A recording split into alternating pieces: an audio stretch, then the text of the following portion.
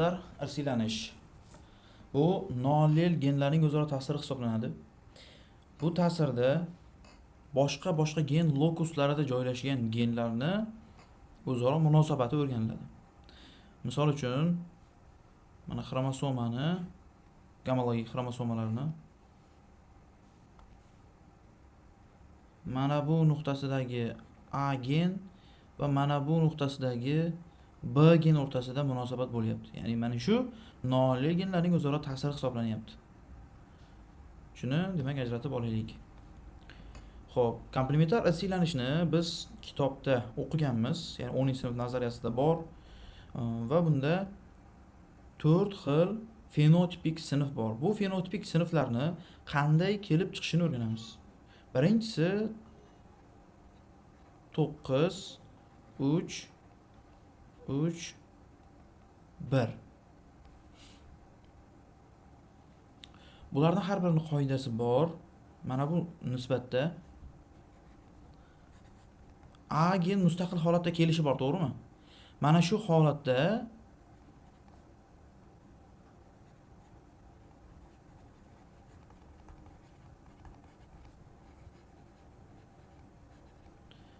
yuzaga chiqadi va yangi fenotipik guruh hosil bo'ladi. Misol uchun holdor to'tilarda bu havo rangni bildirardi, esingizda bo'lsa. Mana bu holat bor. Bu ham alohida fenotipik guruhni hosil qila oladi.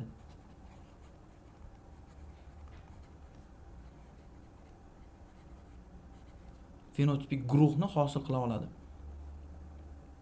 Natijada mana bu A dominant, B dominantlarniki, bu A dominant, B resessivlarniki, bunisi A resessiv, B dominantlarniki, bunisi hammasi bo'yicha demak resessivlarniki. Dominant allellarni mustaqil holatda kelganda har ikkalasi ham mustaqil fenotip, ya'ni mustaqil belgi hosil qila olishi bu 9-3-3-1 nisbatini hosil qiladi.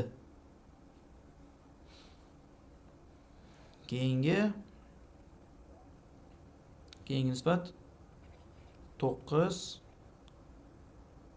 3 4. 9-3-4 nisbat bu biroz qiziqroq, chunki endi qarang. Masalan, A dominant, B resessiv holat bor. Bu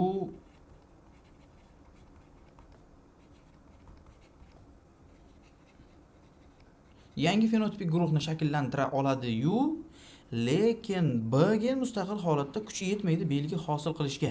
Shuni hisobiga resessivga o'xshab qoladi.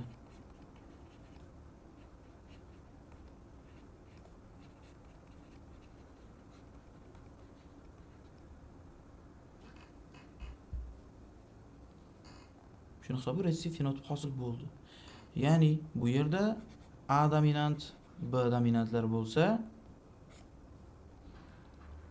xo'p, 3da A dominant, B resessiv holat. 4 esa A resessiv, B dominant va resessiv gamazigota holatdagilar bo'ldi.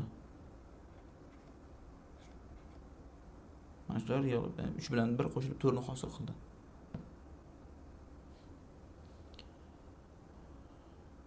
Davom etamiz. 9 6 1. A gen mustaqil holatda kelishi, B gen mustaqil holatda kelishi,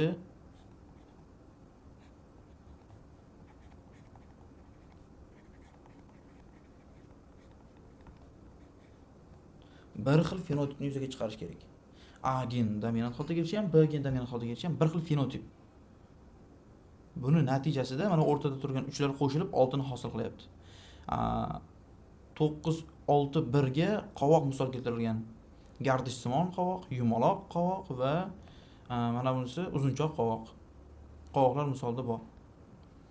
Demak, qoidani qaytaramiz. Dominant allellar mustaqil holatda kelganda ham bir xil fenotip hosil qiladi.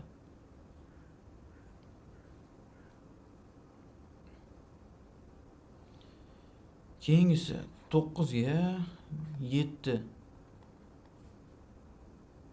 A gen mustaqil holatda kelishi bor. B genning mustaqil holatda kelishi. Bu resessivga o'xshab qoladi. Bunisi ham resessivga o'xshab qoladi.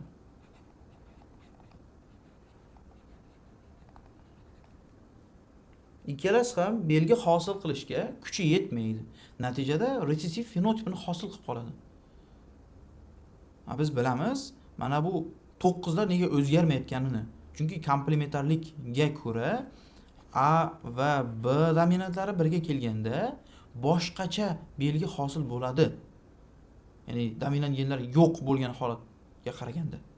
Mana bular 9 lar bitta fenotipik guruh bo'lsa, mana bu o'zgarib kelayotgan 3, 6, 7 bular boshqacha fenotip 9 ga nisbatan.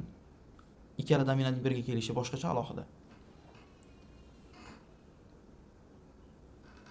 Mana bu 4 xil fenotipik guruhni xilini hosil bo'lishi edi. 4 xili bor o'zi. Shuni hosil bo'lishi edi.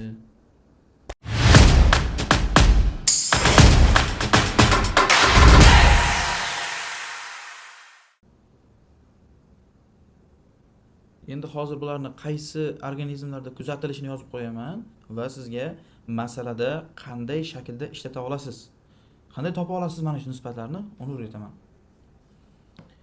Birinchisi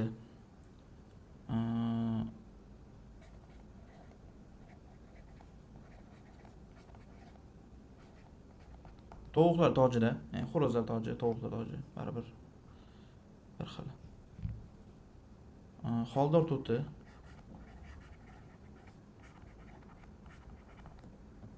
xoldor to'tida uchraydi. 9-3 bir nisbat. Yana kelib qolsa yozamiz. Xo'p, 9-3-4. Bu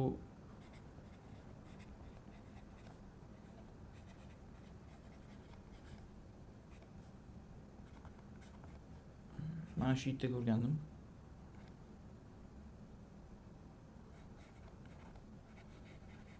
Piyozda ko'rgandim.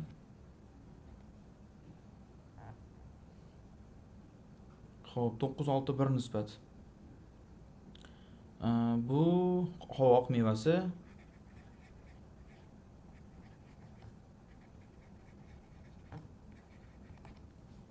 To'qqizga 7 nisbat no'xat guli.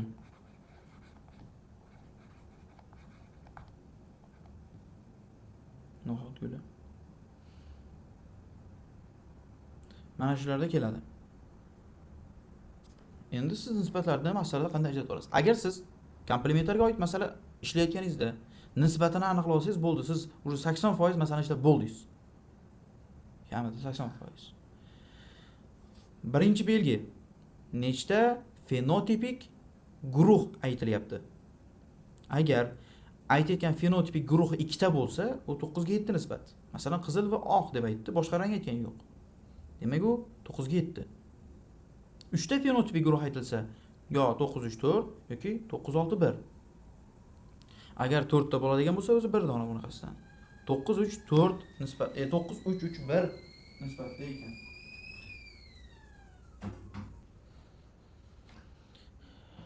Xo'p. 13 ga e'tibor qilamiz. Drozofila meva pashshasining ko'zi qizilligi ikkita dominant noolilgining komplementar ta'siriga bog'liq. Birinchi juft dominant gen va ikkinchi juftning resessiv geni. Ya'ni A dominant bo'lib, B resessiv bo'ladigan bo'lsa, deyapti, jigarrang. Bitta fenotip, xo'p, sanaymiz. Birinchi juftning resessiv, ikkinchi juftning dominant geni och qizil, ikkinchi fenotipik. Har ikkala ko'zning resessiv holati oq rangni,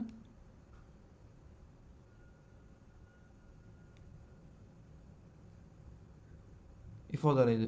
Уже 3 xil bo'ldi. Endi heterozigot ikkalasi ham dominant holati ham bor. Shuni hisobga olasiz, demak 4 ta sinf. Bu 9-3-3-1 nisbatga tushar ekan. Heterozigot organizmni oq, ya'ni tahliliy chaqchirish o'tkazibdi, 4 ta organizm olinadi. Og'zaki ishlatsangiz bo'ladi shu. Mana 17. Odamda yaqindan ko'rish dominant belgi bo'lib, turli darajada namoyon bo'ladi. Genotipda har ikkala dominant gen kelsa, yaqindan ko'rishning yuqori darajasi 1, yuqori daraja. Faqat bittasi uchrasa, o'rta darajasi 2. Dominant genlar kelmasa normal ko'rish. Qarang. Dominant genlarni har biri mustaqil holatda kelganda faqat bittasi uchrasa deyapti-ku, faqat bittasi uchrasa. Ya'ni har bir mustaqil holatda kelganda ham bir xil hosil qilyaptimi? Demak bu 9-6-1 nisbatda. Mana uni belgisi. 24.